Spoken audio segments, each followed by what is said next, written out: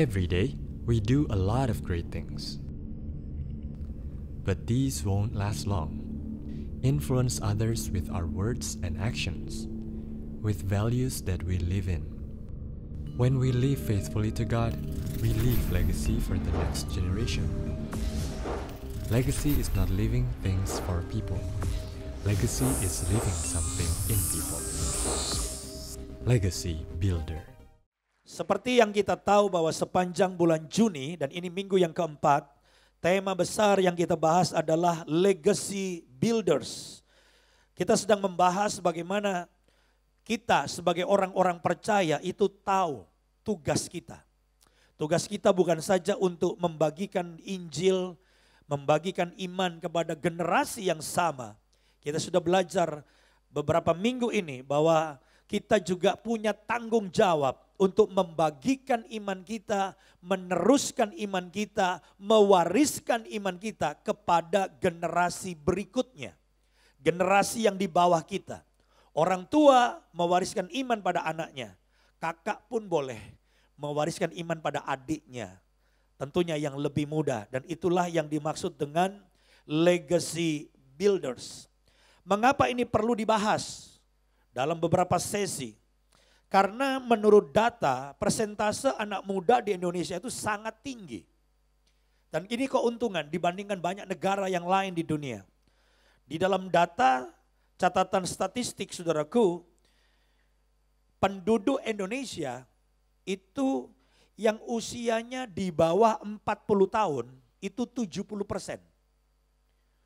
Jadi saudara bisa bayangkan itu pasangan muda, anak-anak muda begitu banyak di Indonesia. Dan lebih spesifik lagi disebutkan menurut data saudara-saudara bahwa 18 tahun ke bawah, ini anak-anak remaja, itu di Indonesia 30%. Jadi 30% penduduk Indonesia itu di bawah 18 tahun. Dan inilah sebabnya betapa pentingnya kita menjadi legacy builders. Yaitu membangun jembatan generasi dan kita bisa mewariskan iman kita pada generasi yang di bawah kita. Menurut data juga menunjukkan bahwa 70% remaja yang tamat SMA tidak lagi ke gereja. 70%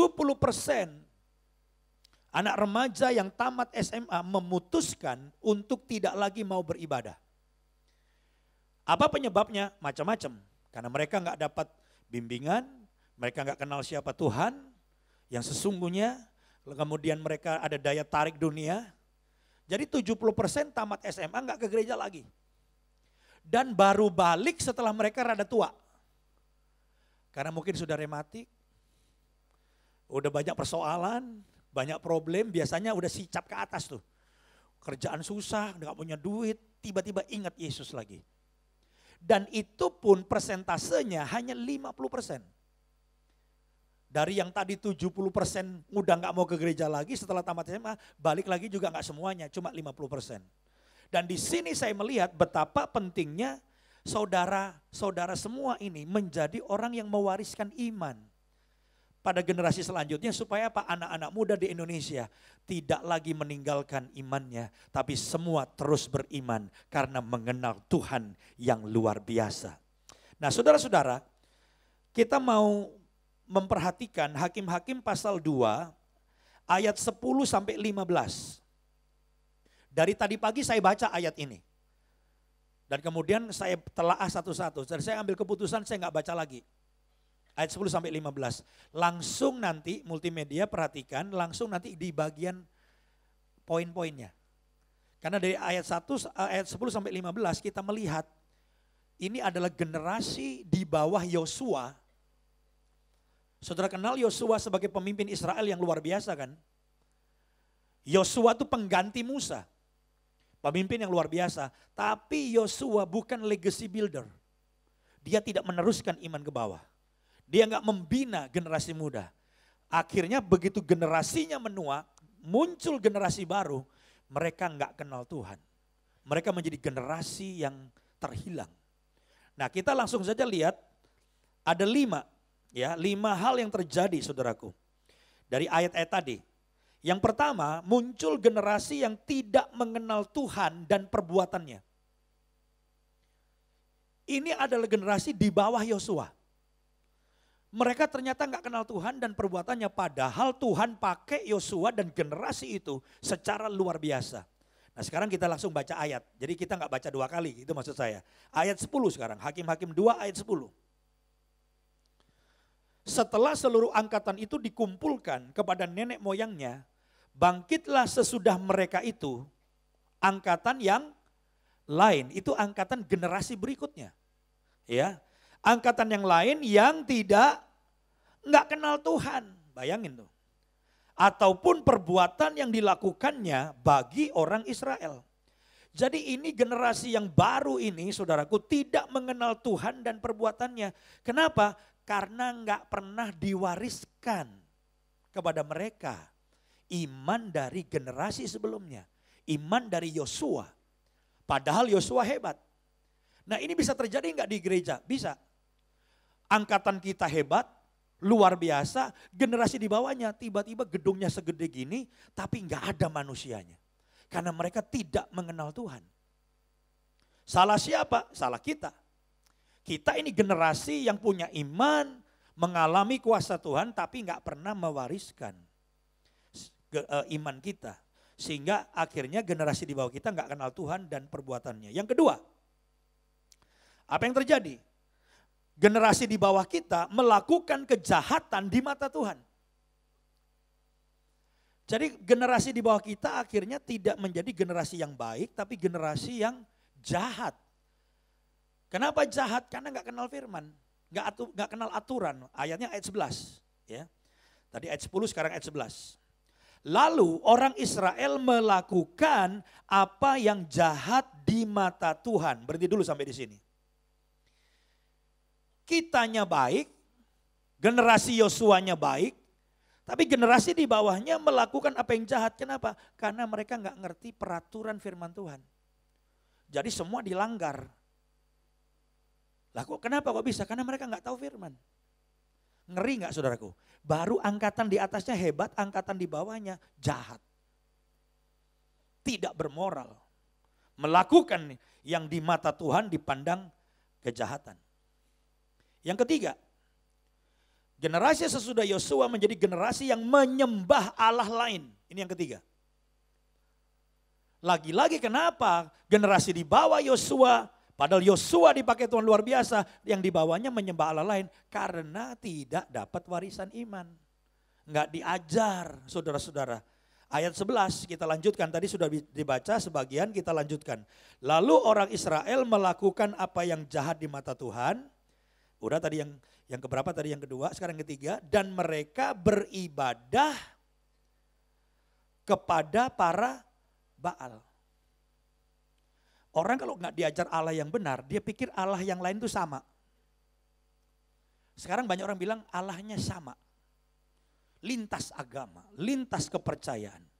Sehingga banyak orang dengan gampang pindah agama. Boleh-boleh saja, itu hak pribadi. Tapi kenapa orang bisa pindah agama? Karena dia tidak mengenal Allahnya. Dan ini kenapa sama seperti zamannya Yosua. Yosua tidak mewariskan iman kepada generasi berikutnya dan banyak generasi berikutnya. Dan yang utamaku dipindah agama. Pindah kepercayaan. Itu paling ngeri tuh. Kalau orang mulai bicara bahwa semua sama saja. Kalau semua sama saja, semua mengajarkan kebaikan. Tapi persoalannya, bisakah kebaikan membawa orang masuk surga? Ini yang perlu kita jawab.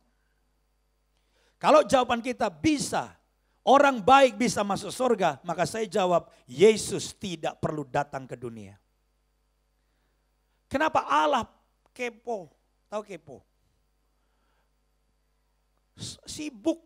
Allah menjelma jadi manusia, melakukan tugas kita, hidupnya sempurna, dia ganti posisi kita, dia mati di salib, dia curahkan darahnya untuk tebus kita. Padahal kita bisa masuk surga dengan kebaikan kita sendiri. Saya jawab, tidak ada jalan lain. Kita butuh juru selamat. Dan juru selamat itu namanya Yesus. Allah terpaksa turun tangan. Karena nabi tidak bisa menyelamatkan. Rasul tidak bisa menyelamatkan. Malaikat gak bisa selamatkan. Hanya satu pribadi yang sanggup menyelamatkan. Allah sendiri harus jadi manusia. Dia mati gantikan kita untuk selamatkan kita. Kalau Anda gak punya kebenaran ini, saya kasih tahu. Mereka nyembah Allah lain. Baal. Di sekitar kita banyak Allah. Dan orang bilang sama aja. Nah ini saya katakan. Ini satu hal yang berbeda. Yang saya sampaikan, kita mengasihi setiap orang, hak pribadi. Tapi pengertian dan pengenalan kita akan Allah menentukan pondasi iman kita. Dan orang Israel karena tidak mendapatkan warisan iman dari Yosua, mereka menyembah Allah lain. Yang nangkap dan setuju katakan amin. Yang setuju kita berikan kemuliaan bagi Tuhan. Haleluya. Yang keempat, ini juga karena mereka gak kenal Allah dengan benar, akhirnya mereka dengan mudah meninggalkan Tuhan. Ini yang keempat. Perhatikan ayat 12. Mereka meninggalkan Tuhan, Allah nenek moyang mereka, yang telah membawa mereka keluar dari tanah Mesir. Lalu mengikuti Allah lain dari antara Allah bangsa-bangsa di sekeliling mereka. Dan sujud menyembah kepadanya. Sehingga mereka menyakiti hati Tuhan. Karena Allah itu Allah yang cemburu. Mereka dengan gampang tinggalkan Tuhan. Zaman sekarang pun banyak orang Kristen yang tinggalkan Tuhan hanya gara-gara sepele. Gara-gara dipecat, di PHK, Tuhan jahat, tinggalkan Tuhan. Gara-gara ditinggal pacar, Tuhan jahat, tinggalkan Tuhan. Saya khawatir gara-gara genteng bocor, Tuhan jahat, tinggalkan Tuhan. Hal-hal sepele sekarang dengan mudah orang tinggalkan Tuhan. Kenapa? Karena mereka tidak mengenal Tuhan. Gitu. Ini yang keempat, mereka meninggalkan Tuhan. Yang kelima, ini generasi yang di bawah Yosua loh. Mendapatkan murka Tuhan turun yang menghancurkan mereka. Ayat 14 dan 15. Maka bangkitlah murka Tuhan terhadap orang Israel. Ia menyerahkan mereka ke dalam tangan perampok dan menjual mereka kepada musuh di sekeliling mereka. Sehingga mereka tidak sanggup lagi menghadapi musuh mereka. Setiap kali mereka maju, tangan Tuhan melawan mereka. Tuhan sendiri yang melawan umatnya. Dan mendatangkan malapetaka kepada mereka. Edan gak saudaraku? Ini hukuman Tuhan. Sesuai dengan apa yang telah diperingatkan kepada mereka oleh Tuhan dengan sumpah. Sehingga mereka sangat terdesak. Semua hal yang mengerikan dan menyedihkan itu terjadi di bawah generasinya Yosua. Karena apa? Dia pemimpin hebat. Tapi gagal untuk meneruskan tongkat estafet iman kepada generasi penerus. Dan ini yang saya takutkan. Jangan sampai saya jadi pemimpin dianggap, oh Anda cukup berhasil pada generasi ini. Tapi generasi di bawah saya hancur. Generasi di bawah saudara hancur, gak kenal Tuhan. Akhirnya tinggalkan Tuhan. Dan akhirnya menjadikan murka Tuhan terjadi.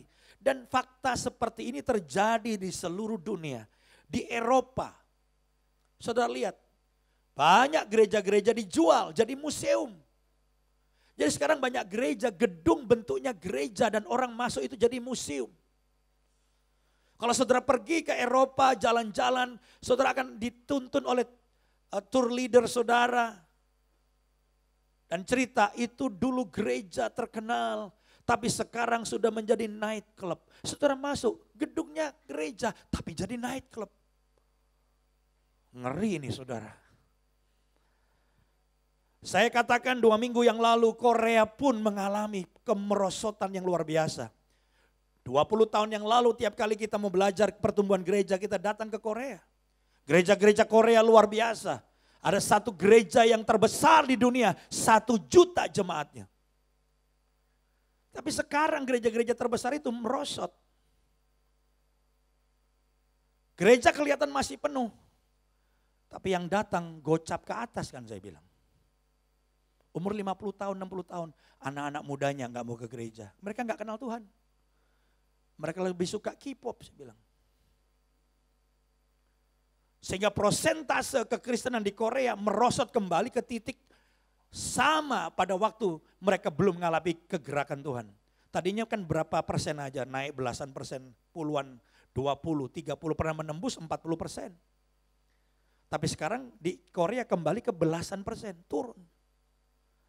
Kenapa turun? Yang tua-tua mati, yang muda-muda gak mau ke gereja. Dan ini tidak boleh terjadi di Indonesia, tidak boleh terjadi di NDC.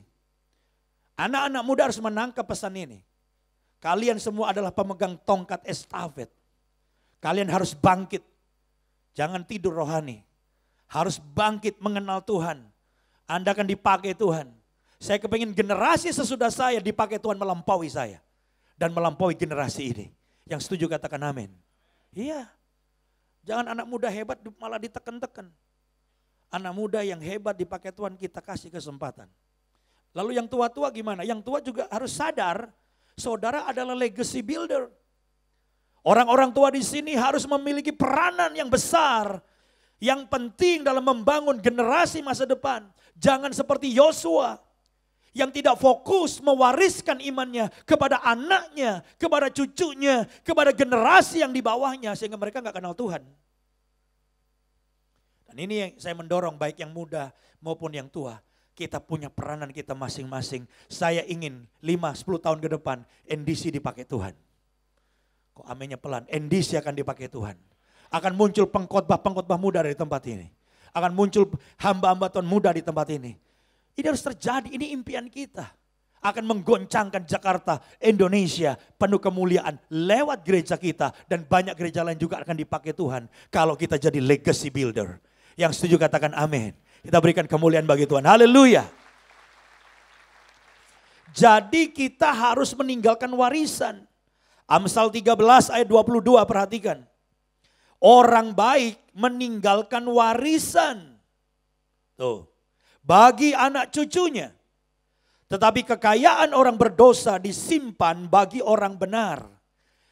Nah, berdasarkan ayat ini kadang-kadang ditafsirkannya terlalu sempit. Warisan selalu bicara tentang harta, duit. Betul, nggak salah. Bentuk warisan itu bisa dalam bentuk uang, harta, uang. Tetapi warisan itu bukan sekedar uang. Warisan itu bukan sekedar harta. Sebab kalau kita melihat dalam Lukas 15, justru anak bungsu itu terhilang begitu dapat warisan harta. Betul nggak saudara? Ingat loh, anak saudara jangan dikasih duit banyak-banyak. Kalau saudara tidak mewariskan iman dan karakter Kristus kepada anak kita, dikasih duit banyak, rusak itu anak. Dan harta yang diperoleh dengan susah payah oleh ayahnya akan dihabiskan dalam waktu sekejap. Kenapa? Karena anakmu hanya dapat warisan uang, enggak dapat warisan iman dan karakter Kristus. Hari ini saya sampaikan dua hal. Warisan yang kita mau sampaikan kepada anak kita, iman itu kita wariskan lewat apa? Lewat dua hal. Yang pertama, ya dengan cepat. Yang pertama, nggak ada cara lain, kita harus mengajarkan firman Tuhan kepada generasi selanjutnya. 2 minggu yang lalu saya bicara juga mewariskan firman Tuhan. Sekarang saya tegaskan sekali lagi, harus kita mengajar anak kita firman Tuhan. Nah tetapi yang saya mau tekankan lebih detail adalah mewariskan iman lewat mengajarkan firman Tuhan itu lewat 3 jenis. Karena Alkitab yang kita punya itu bisa disampaikan dalam 3 jenis. Jenis yang pertama adalah menceritakan apa yang telah Tuhan katakan. Tuhan katakan, katakannya yang saya garis, saya kasih warna apa nih? Kuning. Jadi kalau sudah lihat Alkitab, di dalam kita mengajar anak kita, itu yang pertama adalah coba saudara ceritakan apa yang Tuhan katakan. Firman Tuhan. Ya. Jadi saudara lihat di dalam situ ada firman Tuhan yang jelas-jelas bisa kita langsung sampaikan. Makanya kita harus ngerti apa tuh yang sudah Tuhan katakan. Perhatikan Ulangan 4 ayat 10. Yakni hari itu ketika engkau berdiri di hadapan Tuhan Allahmu di Horeb. Waktu Tuhan berfirman kepadaku, suruhlah bangsa itu berkumpul kepadaku. Maka aku akan memberi mereka mendengar segala apa? Perkataanku, itu perkataan Tuhan yang keluar dari mulutnya Tuhan. Sehingga mereka takut kepadaku. Takut itu maksudnya taat. selama mereka hidup di muka bumi dan mengajarkan demikian kepada anak-anak mereka. Jadi firman yang keluar dari mulut Tuhan itu yang dicatat Alkitab itu mesti diajar. Bisa dalam bentuk itu larangan, dilarang begini, benci orang, iri hati, dilarang membunuh, dan lain sebagainya. Tapi ada pesuruh, bantu orang, berbuat baik. Itu yang jelas-jelas terjadi perintah Tuhan, itu yang diajarkan. Itu sebabnya orang tua juga perlu belajar Alkitab. Kalau saudara sendiri nggak punya firman Tuhan, gimana mau ngajar? Makanya ada statement yang berkata kita tidak bisa memberi apa yang kita tidak punya. Kalau saudara nggak punya firman dalam hati saudara, saudara nggak bisa ngajar dong. Ya, ini yang pertama, jenis yang pertama. Jenis yang kedua, menceritakan apa yang telah Tuhan lakukan.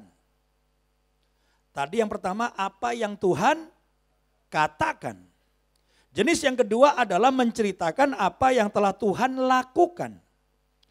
Ternyata di dalam Alkitab ada perkataan Tuhan, ada perbuatan Tuhan. Contohnya coba kita lihat Keluaran 12 ayat 24 sampai 25. Dikatakan begini. Kamu harus memegang ini sebagai ketetapan sampai selama-lamanya. Bagimu dan bagi anak-anakmu. Selalu ya, kamu dan anak-anakmu. Kamu dan anak-anakmu. Kenapa? Enggak boleh putus itu, generasi itu. Dan apabila kamu tiba di negeri yang akan diberikan Tuhan kepadamu, seperti yang difirmankannya, maka kamu harus pelihara ibadah ini. Dan apabila anak-anakmu berkata kepadamu, apakah artinya ibadahmu ini? Nanti anaknya nanya, kok ibadah seperti ini apa artinya? 27, maka haruslah kamu berkata, itulah korban Paskah bagi Tuhan. Yang melewati rumah-rumah orang Israel di Mesir. Ketika ia menulahi orang Mesir, tetapi menyelamatkan rumah-rumah kita. Lalu, dengar cerita itu, lalu berlututlah bangsa itu dan sujud apa? Nyembah. Jadi yang kedua ini perhatikan. Kita mesti cerita. Apalagi kalau anak kita nanya, kenapa sih kok ibadah seperti itu? Cerita, ini namanya Paskah. Paskah itu artinya Passover. Paskah itu dari kata Passover, artinya dilewati. Artinya apa? Pada waktu itu Tuhan mau menulahi dan menghukum orang Mesir. Jadi malam itu malaikat maut bergerak tiap rumah dimasukin rumah orang Mesir. Anak sulung dicabut nyawanya, nangis semua. Terjadi tangisan karena tiba-tiba mereka lihat anak sulungnya mati semua. Tapi rumah orang Israel terjadi Paskah, Passover dilewati. Karena tiap malaikat maut mau masuk, lihat darah di ambang pintu rumah mereka. Karena Tuhan udah nyuruh, sembelih domba, darahnya ditampung di ember. Ya seperti itulah, lalu kayak ada kuas, ya dimasukkan lalu dicat itu dengan darah. Malaikat maut lihat darah, Passover, itu Paskah. Jadi Tuhan pernah melakukan penyelamatan, itu mesti diceritakan. Di Alkitab ini banyak perbuatan-perbuatan Tuhan, harus diceritakan. Untuk apa? Mewariskan iman kepada generasi berikut. Kalau perjanjian baru yang harus diceritakan adalah perbuatan Yesus Kristus. Menjelma jadi manusia dalam Natal, pelayanannya, kemudian kematiannya di atas kayu salib, mesti diceritakan. Jadi kalau anakmu datang ke sini lagi perjamuan kudus, lalu saya ngomong mengingat pengorbanan Yesus. Lalu ada anggur, ada roti. Anakmu pasti nanya. Kalau anakmu gak pernah nanya, berarti anakmu gak pengen tahu. Dan tidak mau tahu. Papi, mami, kenapa tuh ada anggur? Kenapa ada roti? Cerita, anggur melambangkan darah, gitu. Roti menggambarkan tubuh Kristus. Ini sebenarnya untuk mengingat karya Kristus. Bahwa dia menyelamatkan dunia dengan cara berkorban bagi kita. Dia mati dan hanya lewat darahnya kita ditebus. Dosa kita diampuni. Alkitab berkata tanpa pentumpahan darah tidak ada pengampunan dosa. Harus ada darah. Dia menanggung dosa kita atas tubuhnya. Tubuhnya dihancurkan dalam bentuk roti. Dan kalau semua udah ngerti gini, anak-anak nggak perlu ambil perjamuan kudus. Kenapa? Dia belum paham betul. Tapi boleh diceritain. Gereja-gereja tertentu sangat saklek. Yang belum dibaptis dilarang mengambil perjamuan kudus. Tapi gereja tertentu asal sudah cukup ngerti boleh. Tapi banyak kan kalau gereja-gereja tradisional belum dibaptis nggak boleh perjamuan kudus. Tapi di banyak gereja kita anak-anak kecil sampai bayi dikasih perjamuan kudus. Siapa yang ngasih? Papi maminya. Makanya seringkali jumlahnya berapa, roti anggurnya double. Kenapa? Banyak yang dimasukin ke tas. Bawa pulang. Lalu taruh kulkas stok. Perjamuan kudus. Ini orang nggak ngerti nih. Lalu perjamuan kudus dipakai sebagai pengobatan. Anakmu sakit apa? Pilek, batuk. Oh, itu cukup 1 hari 3 kali. Pagi, siang, malam minum perjamuan kudus sembuh. Kamu sakit apa? Kanker, lebih berat. Itu 7 hari. Tiap hari 5 anggur dan roti perjamuan kudus. Nah itu karena apa nggak dijelasin begitu. Yang lebih cilaka lagi anggurnya dibawa ke rumah sakit. Orang udah koma-koma, anggurnya mau dimasukin ke tempat itu. Infus. Ini serius terjadi pertengkaran sampean. Karena ini logikanya nggak main nih. Kenapa? Ya itu tadi nggak belajar benar, saudara-saudara. Jadi sebenarnya saudara-saudara harus cerita kepada anak saudara tentang perjamuan kudus, tentang pemahamannya seperti apa. Yang nangkap dan setuju katakan amin. Tadi menceritakan apa yang kedua? Perbuatan. Dan itu masih banyak perbuatan Tuhan. Cerita Yesus memberi makan 5.000 orang. Yesus bikin mujizat dengan 5 roti saja. Cerita. Supaya anakmu dapat warisan iman. Wah keren ya ikut Yesus, mujizat terjadi. Dan Tuhan sanggup menolong. Gitu. Sebab kalau enggak udah gede baru diajarin. Yesus memberi makan 5.000 orang dengan 5 roti. Langsung anakmu mendelik matanya. Nonsense. Enggak make sense. Sehingga banyak sekarang anak-anak muda itu lebih senang menafsirkan yang aneh. Yesus berjalan di atas air? Oh tidak, itu Yesus berjalan di tepi pantai. Dari jauh kelihatan seperti berjalan di atas air. Yesus memberi makan 5.000 orang dengan 5 roti. Oh itu gak begitu ceritanya. Anak kecil nyumbang 5 roti, yang dewasa ngelihat anak kecil aja nyumbang. Masa kita pelit terus rame-rame ngeluarin roti, makan sendiri-sendiri dan kenyang sendiri katanya. Nah kenapa sih bisa terjadi seperti itu? Karena iman tidak diwariskan kepada anak kita, akhirnya anak kita imannya kayak begitu. Tapi kalau anakmu diajar, diceritakan tentang perkataan Tuhan, lalu perbuatan Tuhan, maka anak kita akan punya iman seperti kita punya iman. Bahwa bagi Tuhan tidak ada yang mustahil. Bahwa saya sampai ini mau katakan, kita percaya mujizat masih terjadi. Kenapa? Banyak orang sekarang gak percaya mujizat. Itu mujizat zaman rasul-rasul. Itu mujizat zaman Yesus. Orang buta melihat itu zaman Yesus. Orang lumpuh berjalan itu zaman Yesus. Sekarang sudah gak ada mujizat. Alkitab saya gak bilang begitu. Alkitab saya berkata Tuhan Yesus kuasanya tetap sama dulu, hari ini, dan sampai selama-lamanya. Kuasa Yesus tetap sama. Dan saya percaya kuasa Yesus tetap sama. Dan saya percaya mujizat masih terjadi sampai hari ini. Nah itu mesti diwariskan. Yang ketiga, menceritakan apa yang telah Tuhan lakukan bagi kita. Ulangi lagi, yang pertama menceritakan apa? Apa yang Tuhan katakan. Yang kedua menceritakan apa yang Tuhan lakukan. Yang ketiga menceritakan apa yang telah Tuhan lakukan apa? Bagi kita. Jadi kita cerita. 2 minggu yang lalu saya cerita tentang ibu saya. Suka cerita tentang perbuatan Tuhan. Dan iman ibu saya mengalir pada saya. Saya menceritakan iman saya kepada anak saya. Anak itu kadang-kadang berpikir papinya hebat, papinya Superman. Saya cerita papimu bukan Superman. Saya cerita gereja NDC. Papimu itu memulai gereja ini nggak sebesar ini.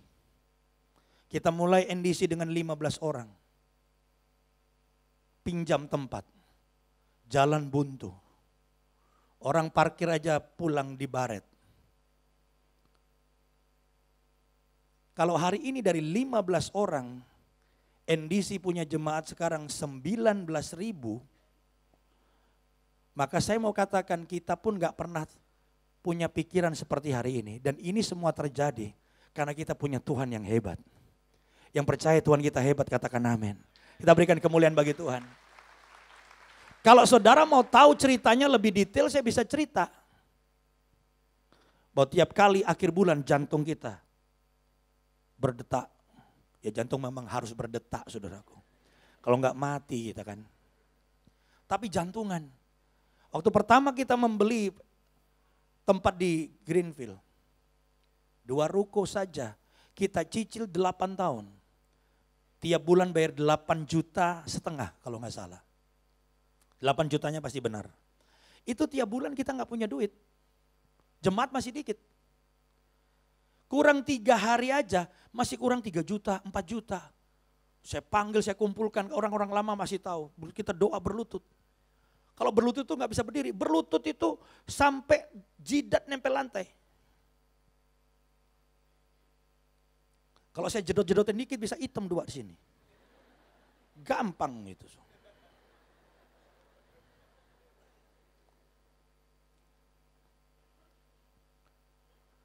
Dan kita stres. Saya ingat satu hari kita lagi doa. Saya bilang kita 2 hari lagi kita mesti bayar loh. Kita kurang berapa juta dan cukup besar waktu itu. Begitu amin. Mobil datang. Merek mobil sampai nomornya saya masih ingat saya nggak usah sebutin. Tapi maksud saya itu berkesan. Seorang ibu masuk. Pak Yosia, saya baru minggu kemarin ke gereja. Saya bukan jemaat. Tapi saya merasa diberkati kemarin. Kalau saya bukan jemaat nyumbang gereja Nafiri boleh nggak? Saya dengan semangat bilang, kalau mau nyumbang tidak perlu jadi jemaat. Waduh. Siapa saja boleh nyumbang. Dia kasih amplop, cek. Doain terima kasih, dia pulang kita buka. Ini bukan ngarang-ngarang loh, itu ceknya percis. Kita kurang berapa juta, orang itu kasih berapa juta, besok bilang bayar. Peristiwa seperti itu sering.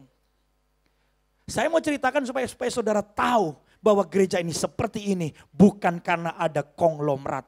Sebab selalu di luar dikatakan NDC itu keren. Dia beli. Banyak konglomerat. Mungkin ada tapi saya nggak tahu. Nggak kenal. Itu orang ngasih dari begitu banyak saudara. 100.000, 500.000, 1 juta. Itu yang dikumpulkan. Waktu kita beli tempat ini. Saya berkali-kali ceritakan nggak punya duit juga. Tapi karena terdesak dan didesak karena yang mau beli banyak. Anugerah Tuhan kita dapat kesempatan duluan. Akhirnya ya beli, taken, pulang saya pikir pusing saya, bayarnya gimana nih? Begitu tanda tangan harus bayar tanda jadi 8 juta, tanda jadinya 8 juta, duit juga gak punya. Kita minta waktu seminggu atau 2 minggu. Kurang beberapa hari, berkat datang. Kita gak tahu dari mana, beberapa orang kita bayar. Sering begitu. Jadi hari ini kita ada seperti ini. Nah contoh terakhir kita punya proyek PIK 2. Apakah kita bikin malam dana, janji iman? Kita tidak melakukan, belum. Paling tidak belum melakukan. Tapi cicilan tanah aja kita mesti bayar tiap bulan. Dan saudara tahu ini proyek sangat besar. Tentunya tambahan cicilan bulanannya di samping kita bayar kantor atau Baywalk yang belum lunas. Sangat besar. Tapi hari ini saya menyaksikan untuk kemuliaan Tuhan. Walaupun cicilannya membengkak untuk PIK 2, kita nggak bisa bayar. Pada waktunya selalu Tuhan kirim berkat dan kita tidak pernah gagal bayar. Segala kemuliaan bagi Tuhan. Haleluya. Ini perlu saya ceritakan supaya apa? Supaya anak-anak saya, anak-anak rohani saya, jemaat NDC punya iman yang hidup Karena saya mewariskan iman pada saudara semua. Dan ini berkat bukan hanya karena gereja diberkati. Keluargamu bisa diberkati, bisnismu bisa diberkati, pekerjaanmu diberkati. Kenapa? Tuhan kita sama. Tuhan sanggup memberkati dan memenuhi segala keperluan kita. Karena Dia Yehovah Jireh. Dia Tuhan yang menyediakan apa yang kita perlukan. Kerjakan bagian saudara, jangan malas, kerja dengan baik. Pasti Tuhan kirim berkat. Karena Tuhan sanggup memenuhi segala keperluan kita. Yang percaya katakan amin dan berikan kemuliaan bagi Tuhan. Jadi kita mewariskan iman lewat apa? Kita menyampaikan firman. Apa yang Tuhan katakan, apa yang Tuhan lakukan, dan apa yang Tuhan lakukan bagi kita. Yang terakhir, ini bagian yang kedua. Kita juga bisa mewariskan iman setelah firman Tuhan disampaikan. Yang kedua adalah kita mendorong setiap next gen atau generasi penerus, generasi yang di bawah kita untuk bergabung dalam komunitas rohani. Sebab kalau sudah dapat firman komunitasnya nggak benar ya nggak bertumbuh. Komunitas untuk anak saudara apa? Kids. TK, sampai SD masuk kids. Tapi kalau anakmu sudah SMP, SMA atau baru kuliah masuk youth. Sebab saudara membagikan firman tapi komunitasnya nggak benar, nggak bisa tumbuh juga. Menurut bilangan Research Center, komunitas gereja menempati posisi pertama dalam urutan faktor yang mempengaruhi kedalaman spiritual anak muda. Itu adalah komunitas gereja. Bisa kids, bisa youth, bisa core. Itu juga komunitas, core anak-anak muda. Dan saya selalu baca 1 Korintus 15 ayat 33 untuk soal komunitas. Firman Tuhan berkata, janganlah kamu sesat. Pergaulan yang buruk merusakkan kebiasaan yang baik. Saudara sudah membangun kebiasaan yang baik, tapi kalau pergaulannya buruk, jangan terlalu pede, anak saya udah saya ajarin. Pergaulan gimana? Terserah, mau sama penjahat, perampok, terserah. Dia akan memenangkan jiwa-jiwa, jangan terlalu pede. Apalagi pakai alasan pacaran. Banyak yang pacaran gak seiman. Saya panggil, saya tegur, kenapa kamu pacaran dengan orang yang tidak seiman? Dalam rangka penginjilan om katanya. Saya bilang jangan disatukan antara penginjilan dan pacaran. Injili dulu, menangkan dulu, kalau udah menang pacarin. Jangan pacaran dalam rangka penginjilan. Sambil bilang, saya pelan-pelan saya tarik om. Narik orang dalam dosa itu kayak narik orang dari bawah diangkat ke atas berat. Saya tarik, tapi situ yang maju. Saya tarik om, saya tarik. Tahu-tahu saudara yang hilang.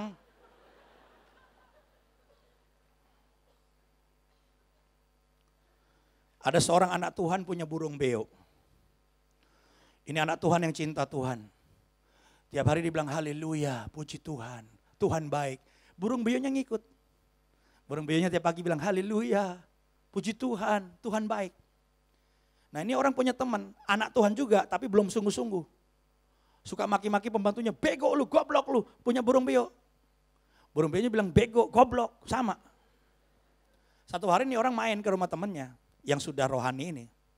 Begitu dia masuk, disambut oleh burung beo. Haleluya, puji Tuhan. Wah dia kaget kok beda banget sama burung beo gua. Lalu dia bilang sama temannya, boleh gak saya pinjam burung beo kamu? Karena burung beo kamu keren. Haleluya, puji Tuhan. Burung beo kamu udah bertobat. Apa udah dibaptis? Boleh gak pinjam burung beo kamu? Saya jejerin sama burung beo saya. Saya berharap burung beo saya akan jadi baik. Dalam rangka penginjilan kepada burung beo, diizinkan. Dipinjam seminggu. Udah 1 minggu saudara-saudara dibalikin. Pagi-pagi dia bangun, wah dia senang, haleluya bilang. Kaget dia, bego katanya, goblok. Ternyata burung beo dia yang terinjili oleh burung beo tadi saudara. Hati-hati, pergaulan yang buruk merusak kebiasaan yang baik. Saya mendorong next gen, generasi muda di bawah yang sudah dapat firman Tuhan, dorong masuk komunitas yang benar. ikut kids kalau masih kecil, ikut youth kalau sudah teens, ya SMP, SMA dan seterusnya. Saya mengutip sebelum kita doa sama-sama. Sebuah quotes dari Miguel de Cervantes bilang begini. Tunjukkan siapa teman-temanmu, akan saya tunjukkan siapa dirimu. Tunjukkan siapa temanmu. Ini teman saya Pak, penguasa Tanah Abang Pak. Dia suka ngompasin orang ngerampok. Ini teman saya Pak. Dia ini Tanah Abang, ini tanah tinggi Pak. Dia tukang curi Pak. Ini kenalkan Pak, ini memang suka korupsi Pak. Kalau teman-temanmu seperti itu, saudara gak jauh-jauh lah dari yang gitu-gitu. Karena temanmu itulah yang akan membentuk saudara. Tunjukkan temanmu, saya mau tunjukkan siapa saudara. Tapi ini Pak, ini core leader Pak. Anaknya rendah hati, suka berdoa, keren. Ini Pak, saya punya teman. Dia hormat sama orang tua, dia cinta Tuhan, pelayanan. Kalau saudara dikelilingi orang-orang baik, saya bisa tunjukkan siapa saudara. Paling enggak engkau lumayan baik saudaraku. Amin saudara, yang setuju katakan amin.